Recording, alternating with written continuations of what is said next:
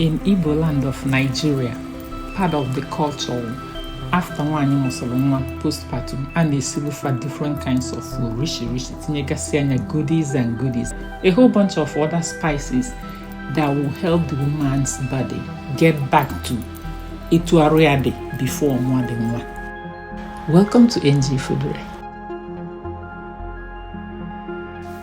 Today, I'm gonna go see things we see this Mmili for my daughter without G. Makani you see me without G.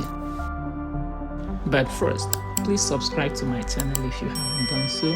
Like and share my videos to all your friends and family. Feel free to share. The yellow one is Knorr.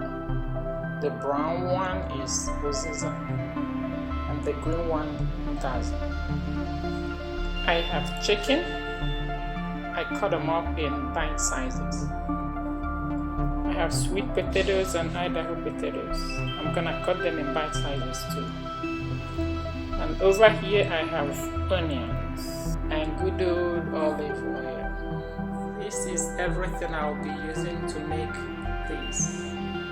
Minus the pot, the water, and the fire, of course. Let's cook.